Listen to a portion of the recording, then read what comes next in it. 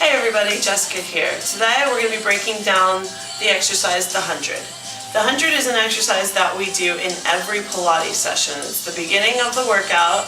It's an exercise that warms up your core, stretches your spine, and also gets your heart rate up. So, to that end, there are a lot of people that are doing the 100 wrong. They're feeling pain in their back, they're feeling soreness in their neck, they're feeling instability in the movement, feels like it's a lot of flailing around.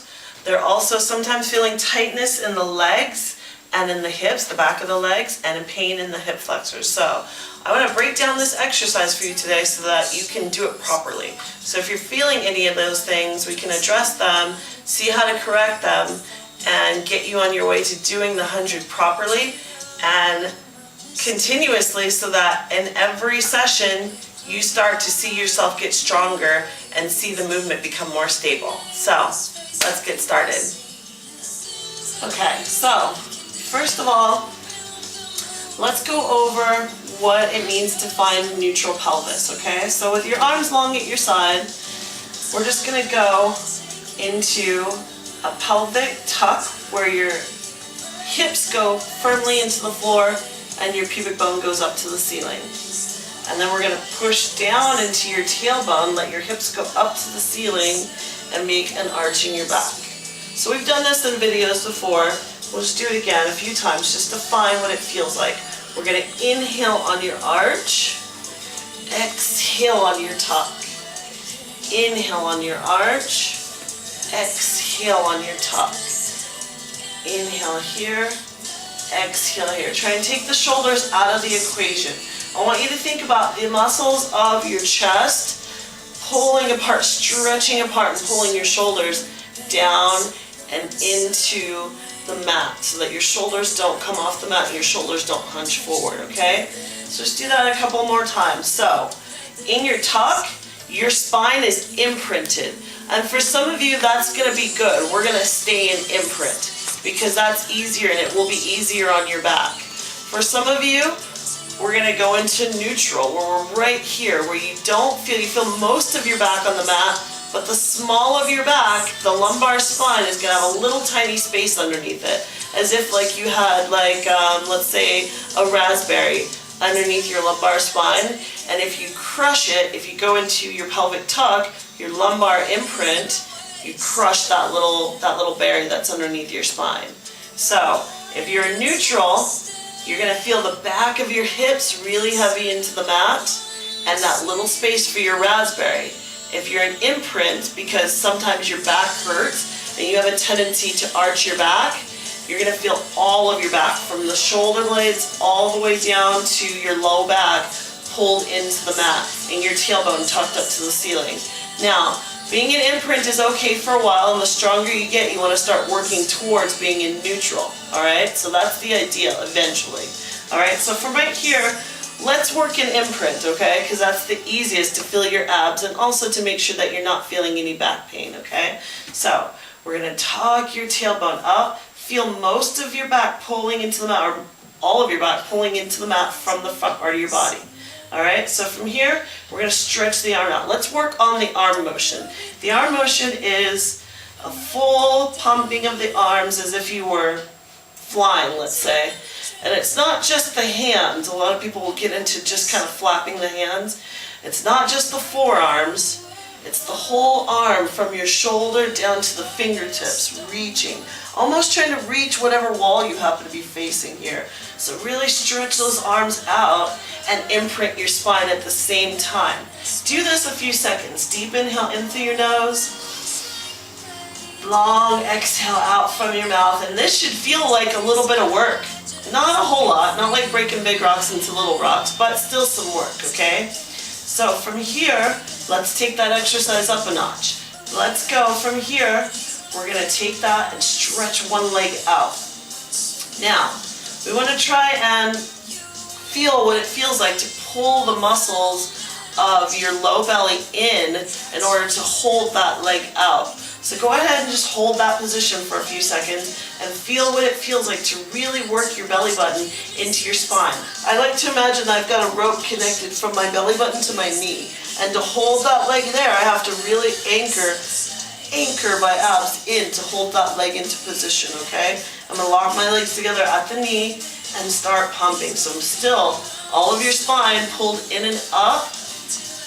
And now, to address, if sometimes you're feeling a lot of tension in the quads, or it just feels like, oh, that quad doesn't want to be straight.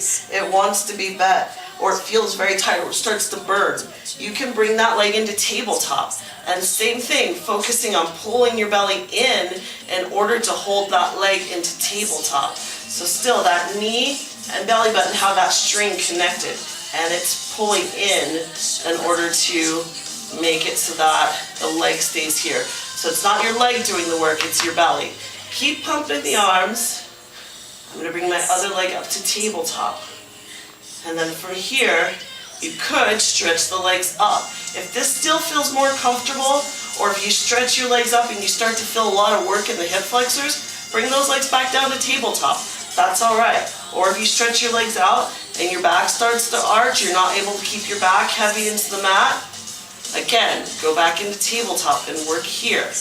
Now, from here, let's work on the neck and core connection. So, a lot of times when we curl up, people will be here or kind of looking up at the ceiling or looking over at their iPad to see what's going on in the motion of the exercise. And this can be very strenuous on the neck. Here does not feel good. I have to kind of like hold my head up. Even for me, to be in this position, it just doesn't feel good because I'm halfway up, my neck is doing all the work to hold me up, okay? So what we want to try and do, and if you can maintain it, big inhale here, exhale, bring your chin to your chest and curl up. Think about pulling your ribs down and into your back. So I'm really curling my shoulders off the mat and reaching. I don't want to be here because that's a totally different exercise, okay?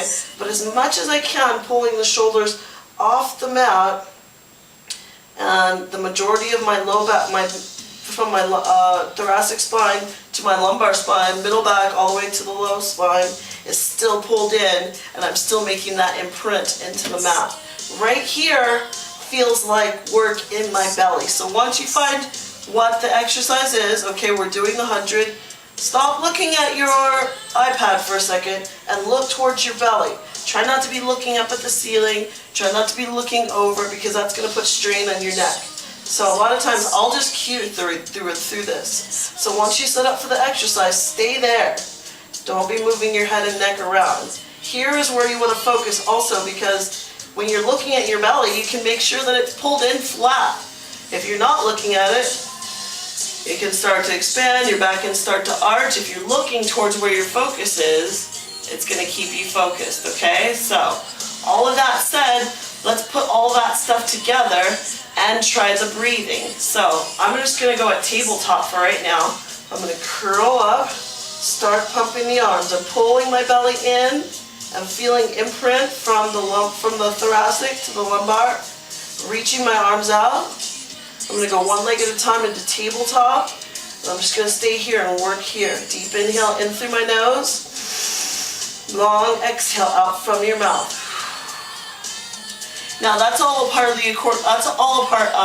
the coordination of that exercise as well. You want to be able to do all that stuff and then bring in the breathing as well. So no, that's shallow breath. And it's not a breath that we use in any form of daily living. You don't get up and lift your groceries and go shh, shh, shh, shh, shh. So why would you do it during exercise? During exercise, you want deep breaths that you can use for power. So the big inhale in through your nose, the exhale out from your mouth should be long and deep and continuous. So we can practice that breathing here. In through the nose with one hand on your belly, and exhale, push all that air out of your lungs from your mouth, and we're going to do it for a count of 10, okay? So let's go. Big inhale in through your nose, and exhale. 1, 2, 3, 4, 5, 6, 7, 8, 9, 10.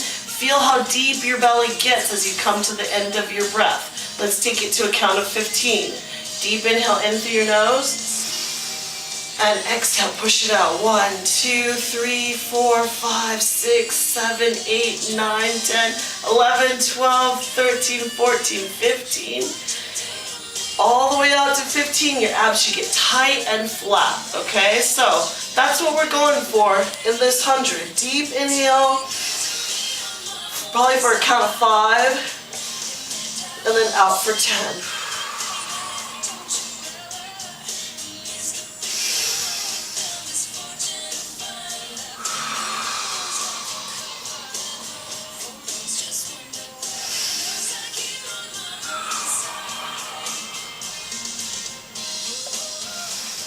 And when you're done with that breathing, 5 inhales and 5 exhales, your abs should be sufficiently warmed up.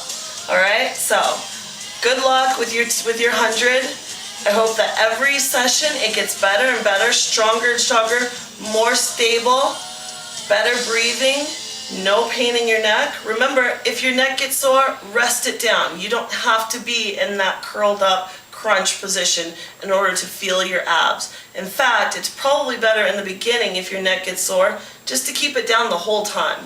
And then when you're ready, when you're starting to feel a lot going on here, then curl up and then really engage that crunch, okay? So, good luck and aloha.